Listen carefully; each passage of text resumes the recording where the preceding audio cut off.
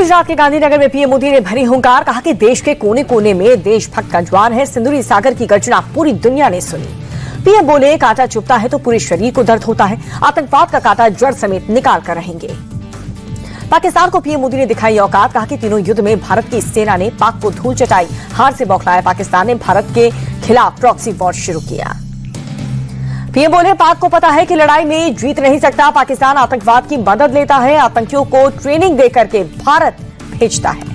PM Modi बोले, भारत वीरों को भूमि है और यहां पर ईंट का जवाब पत्थर से देंगे। पड़ोसी चैन से रहे और रहने दें। पाकिस्तान के साथ सिंधु जल समझौता पर बोले पीएम मोदी, सिंधु जल संधि भारत के हितों के खिलाफ थी। पीएम मोदी बोले, कश्मीर में सरदार पटेल की बात नहीं मानी गई। उन्होंने कहा था पीओके की वापसी तक सेना नहीं रुकनी चाहिए। पीएम मोदी के गुजरात दौरे का आज दूसरा दिन है। गांधीनगर में पीएम मोदी ने रोड शो किया। भारी संख्या में समर्थक पहुंचे। पीएम मोदी के रोड शो में पहुंचे बीजेपी समर्थक का जोश आए। पीएम मोदी के स्वागत में लोगों ने लगाए नारे। गांधीनगर में मंच पर दिखा ऑपरेशन सिंदूर का दम। संबोधन से पहले पीएम मोदी को गिफ्ट की गई ब्रह्मोस मिसाइल की रेप्लिका। बीएसएफ ने ऑटोमेटिक ग्रेनेड लॉन्च सिस्टम का प्रदर्शन किया। ऑपरेशन सिंदूर के दौरान दुश्मन की चौकियों के उड़ाए थे परखच्चे।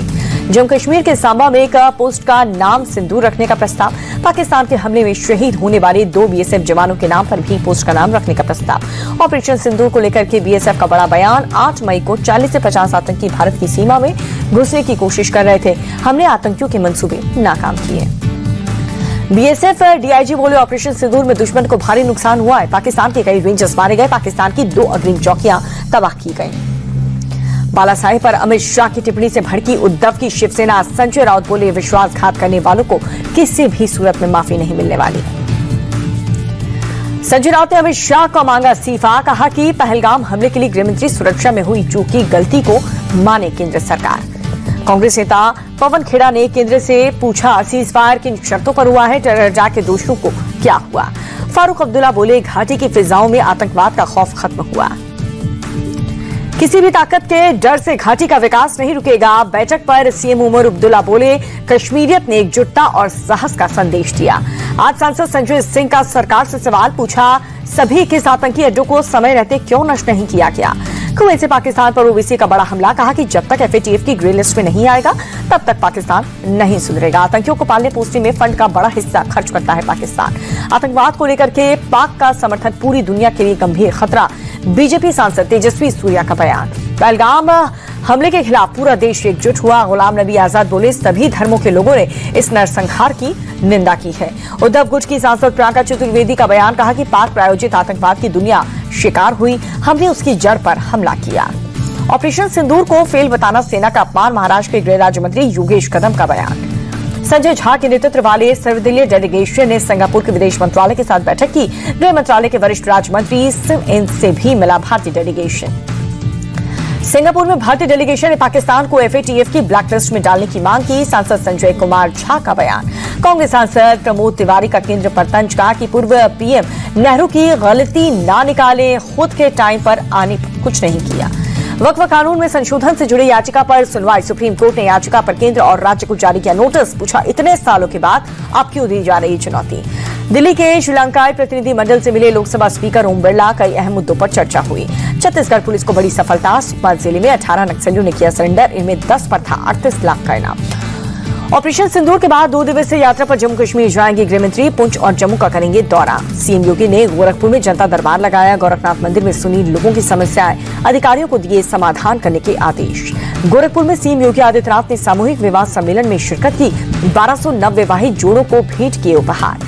प्रोग्राम में सीएम योगी बोले, ये पीएम मोदी के लोक कल्याण की नीति का नतीजा है। हर वर्ग का ख्याल रखने पर हमारा फोकस है। महाराष्ट्र के डिप्टी सीएम अजित पवार से गृहमंत्री अमित शाह की मुलाकात। कैबिनेट विस्तार के बाद हालातों पर हुई चर्चा। यूपी में फिर से शुरू हुआ पोस्टर वॉर। लखनऊ में सपा चीफ अखिलेश यादव के खिलाफ बीजेपी ने लगाए पोस्टर।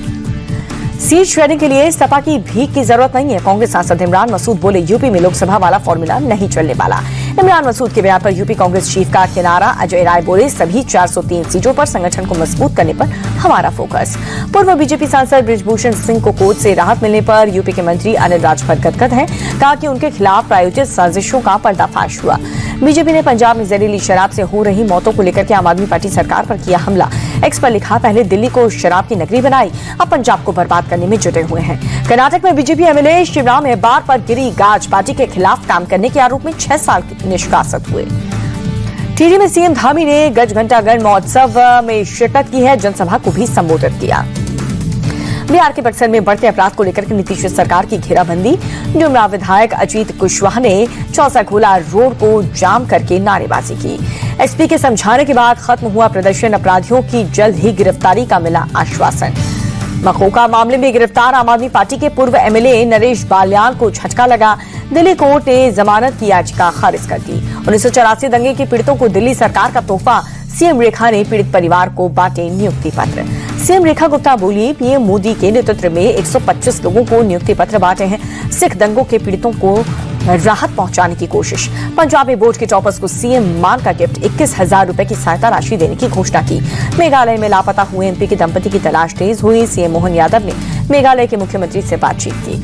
मुंबई पुलिस ने एक शख्स को हिरासत में लिया, एयरपोर्ट पर बम की धमकी के मामले में पूछताछ की गई। मणिपुर पुलिस का बड़ा एक्शन, प्रतिनिधित्व संगठन से जुड़े 5 उग्रवादियों को पकड़ा गया।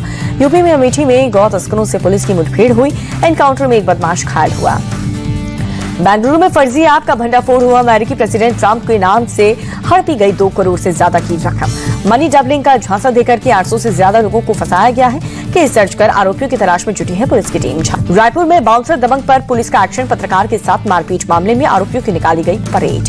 महाराष्ट्र के लातूर में मोबाइल की दुकान में 30 से 40 लाख की लूट, सीसीटीवी में कैद हुई वारदात, 3 चोरों ने मिलकर के दिया लूट को अंजाम। देहरादून के रहने वाले परिवार ने की खुदकुशी, डीसीपी पंचकुला बोली, मामले की गहराई से जांच की जाएगी। बेंगलुरु में कॉटन पैट इलाके में एक महिला की गला दबाकर हत्या कर दी गई, आरोपियों ने घर में रखे कैश और ज्वेलरी को भी लूटा। जयपुर के सीतापुर औद्योगिक इलाके में गैस लीक से 4 लोगों की मौत हुई, मौके पर पहुंची एफएसएल की टीम जांच में जुटी। यूपी के औराल में आगरा लखनऊ एक्सप्रेसवे पर 2 बसों की जोरदार टक्कर, हादसे में 30 लोग घायल, इलाज जारी। नोएडा के यथार्थ हॉस्पिटल में लिफ्ट अटकने से मरीजों को घबराहट हुई, आधे घंटे की मशक्कत के बाद रेस्क्यू हुआ।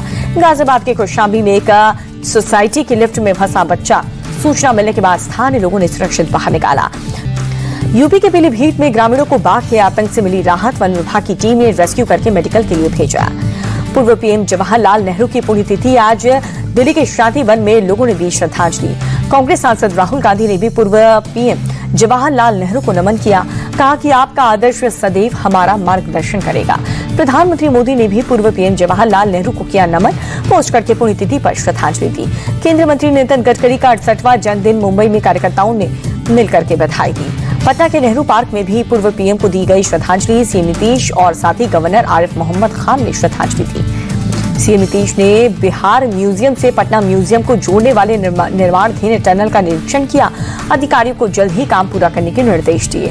आरजेडी नेता तेजस्वी यादव के घर पर गुंजी किलकारियां, पत्नी राजश्री ने बेटे को जन्म दिया। आरजेडी चीफ लालू यादव ने तेजस्वी यादव को दी बधाई, कहा कि परिवार में नन्हे मेहमान का गर्व से स्वागत है। आदित्य ठाकरे ने बीजेपी पर महाराष्ट्र की अनदेखी का आरोप लगाया, कहा कि आपके शासन में हमारे शहरों की हालत बेहद खराब हुई। मौसम विभाग ने मुंबई में जारी किया रेड अलर्ट, रत्नागिरी, सिंधुदुर्ग, कोल्हापुर और सतारा में भी बारिश का रेड अलर्ट जारी।